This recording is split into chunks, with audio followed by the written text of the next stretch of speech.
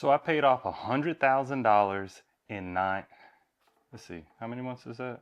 April, May, June, July, August, September, October, November. So I paid off $100,000 in 9 months.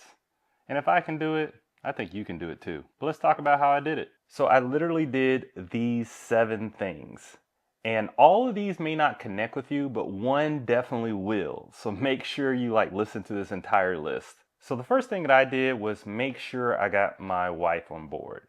Now, if you have a spouse or anybody like that, this is not going to work unless you get them on board. And so I'll tell you how I got my wife on board because she was not with it at first. Okay, I'm that little voice in your head right now that's saying no, we have to keep our things separate. It's not going to work unless you do it together. Listen to me, trust me. I started listening to a lot of financial podcasts, and the quickest way that I found out to get to where we want to be and where we want to be is financial freedom. Freedom's the key to that word and or phrase. The thing was that we've been married now for 7 years, and for 5 of those years, it was just separate finances. Like we bought groceries separate. Literally, I would go through the line and charge my card, and then she would do hers. I know it sounds crazy now, but once I started reading what wealthy people do, is that it showed in the study, this is the national study of millionaires in North America, is that it's overwhelmingly over 80% they had combined finances with their spouse. So I knew that I had to get my wife on board with this. She wasn't particularly on board because she was very comfortable with just her set of money and not having that interference. But what I did was I explained the why to do this. As I spoke about earlier, one was financial freedom, and that's so broad. But the other thing was I knew that we wanted to have a bigger house. We have a newborn baby. And I wanted to make sure that we get to that goal of being next to the grandparents. And here's the thing, I didn't really have that much debt, but she did. But I looked at it as that's your problem, man. That was a really bad way of thinking about it in that way. So even after I explained that, she was still a little bit skeptical. So I thought to myself, how does she learn? So one of the things that really changed for me was reading the Total Money Makeover book. And this is a book by Dave Ramsey. And then I also read the Baby Steps Millionaires book. Now, the Total Money Makeover had a more detailed look into this. And so I was like, you know what? She's naturally a reader. I'm not. I'm an audiobook type of person. So I was like, I'm going to get the book for her. But then I found that she already had the book. I was like, if she didn't read it then, she's not going to read it now. So then I started putting up financial podcasts of people's stories. And these are people who got out of debt. And this is one of the things that really changed her thinking, because she was thinking hey, that might be good for you, that might be good for millionaires, but I'm different, okay? I got a bunch of student loan debt, I got all this stuff going on, I don't make that much income, none of this stuff's gonna work on me. Sound like you, huh? Mm-hmm. But when she heard people's stories, that's where it seemed like, you know what, I can do this. And doing this journey, I realized that belief is a big part of it. But once she got on board, we immediately combined our finances. We just have one checking account together and one savings account together, and we were just going to ride it out with that. It was a little nervous at first, but it ended up being something that was better because we were both motivated to the same goal. And when you're both motivated, you'll be amazed at what you can accomplish. Now, the next thing, and this is probably the single most important thing that we did that really made it so that we could pay off $100,000 in 9 months, and that was budgeting. And budgeting is something I think a lot of people look at it as like a diet. Are you saying that I can't have donuts? I can't have fun? And it's not that at all. All it is telling your money what you wanted to do instead of saying what the hell happened to my money. That's the thing that we did, was that we wrote down everything we did. Well, we used the notes app at first. I started doing that because we're trying to pay off debt. I didn't want to spend any money, and there's some good budgeting apps out there, and we actually started using a budgeting app. and we put all the different line items of all the expenses that we spend on. And one of the things I noticed was that we really didn't have an income problem, we had an expenses problem. So once you write it all down, it kind of makes it real, and it makes it so that you can cut off the fluff of everything. And we literally knew exactly how much we needed to spend every month just to live what we need to live off of. And then anything extra, we just threw at debt, and we just kept doing that. So with that, the third thing that we did was use the snowball method, and that's paying off your lowest debt all the way up to your highest in that order. Now, some people may be familiar with the avalanche method, where you attack the debt where it's like the highest interest rate, but I've done that before, and especially if you have something that's the highest interest rate and it's a lot of debt, it can feel very daunting, like you're not making any progress. So I think the snowball method is the best method. It was the best for us. I've never paid off this much debt in such a short period of time. And that was the thing we did first. And so we did the smaller things on here. I'll make sure I put a list of all the debt that we did. And we put it in the Notes app. And we had like these little bubbles with the check marks. And every time we paid off a debt, we tapped that bubble until we got to the bottom where it said debt free. That was a very big motivator for us, and we did it like a shared note, so we both got the notifications when we were able to pay off all those different debts there. And it's weird because in the beginning the smaller debts took a long time, but we kept doing different things to increase our income. So that's the next thing, is number 4. Are we on number 4? Yes, number 4. And so the next thing we did was increase our income. Duh. Now, my wife is an entrepreneur herself. She works from home. She's always been that since, we met. And for me, I have a regular 9-to-5 job. But then I started to realize that I wanted to reach these goals sooner.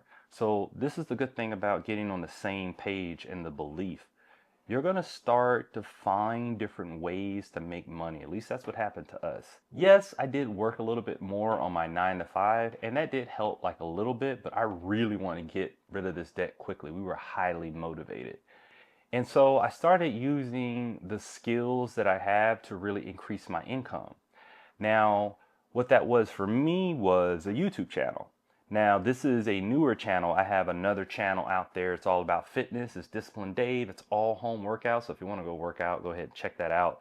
But this was something that I was kind of doing as a hobby here and there.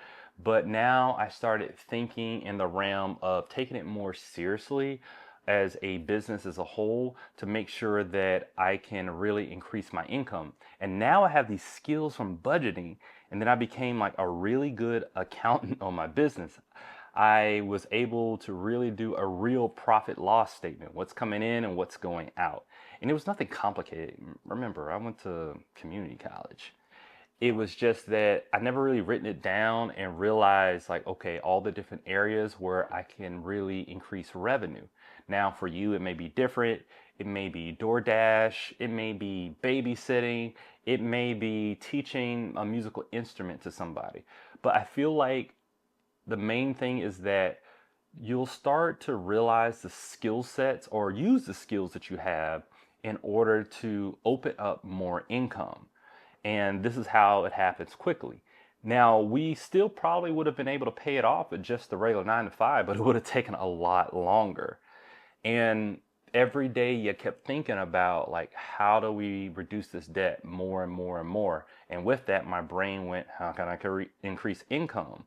So that's why the belief in the spouse is very important on this, because not only did I increase my income, she increased her income in her business.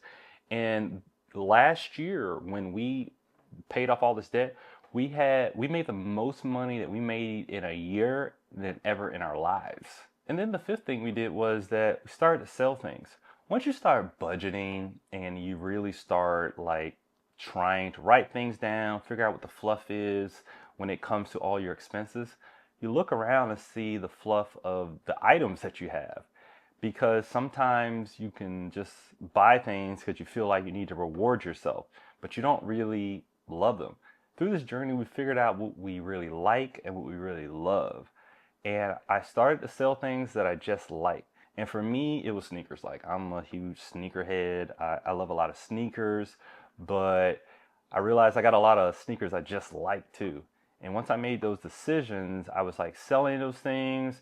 Also, some musical instruments where I thought that I was gonna just be using these later on forever. I was like, I haven't touched it in a couple of years, so I sold those things too. But selling things really helped out a lot. And the sixth thing I did was that I started writing down my goals. I understood that wealthy people think long term, they think years down the road. People who don't make a lot of money think paycheck to paycheck. They're just trying to get through the week. And so once I wrote those goals, it was just more reinforcement of motivation. One, I wanted to move next to the grandparents because it's going to make it easier for the baby. It's a better neighborhood, it's better education that's over there. So that was a big motivator. And then also, once you realize that you have all this debt, you start to think that how vulnerable you are financially. Like if you lose your job, if something happens, or maybe the pandemic happens, I know one of those could happen and you don't have anything there. And so writing those goals down really helped us pay off that debt. And the last thing that really get us to the point where we were able to pay off $100,000 in 9 months is that I continually educated myself on financial things, like just it was not something I did in leisure. Like most of the time, I'm just scrolling down YouTube, on Instagram, watching stuff about sneakers. But I just started to learn more about financial things like HSA accounts, 401ks, Roth, versus match. Learning different things about the stock market. If these words sound foreign to you, because they were for me in the beginning, I mean, I kind of knew about them, but I really started looking into it deeply. And another thing is that because we really increased our revenue that year, is that I had to educate myself on taxes. Because I'm like, man, we're gonna have to pay a lot of taxes. And so having continuing education is a part of the journey. Because this journey is that you need to think about like your why. And I think this can be universal is freedom. If you have debt, you are not free. There's a quote that Harriet Tubman said is that I wish I could have saved more slaves if I can convince them that they were slaves. I started to realize I was a slave to lenders. And if you have a lot of debt, you're going to put yourself in a position where you do a job that you hate. You're going to not be yourself throughout the day because you have to be something else in order to make sure you get that check. You start doing things that you don't want to do. You're trapped in this thing of this ongoing debt. So I feel so free now and so much weight lifted off my shoulders. And now I feel like a calling to help people. And that's why I started this channel, because I think that a lot of people, like I was just going through the motions and thinking, oh, I just need more income. But it's deeper than that. In order to really truly be free, that debt has to go away. And then from there, you can start building your future. And now you can really move how you want to. I mean, imagine getting fired and it's no sweat off of your back because you have no debt. You don't have, any major bills that are coming in. You got a nice little nest egg of an emergency fund or your retirement or anything like that, and you're gonna be okay. So it's less daunting. And when you're free like that, you're gonna make more decisions that make you happier throughout the day. So this feeling of peace that I have, I want to make sure that I can do that for you. So that's how I did it. Did this video bring you any value? Let me know in the comments. And let me know what challenges that you're facing when it comes to paying off your debt. I mean, if you're listening to this and you're saying like, this won't work for me, I'll make sure that I reply to you so we can think of a solution together, because I'm here in service to you. So as long as these videos keep providing value, I'll keep making the videos. So if you're interested in that, you might want to subscribe to the channel. Thank you so much for watching.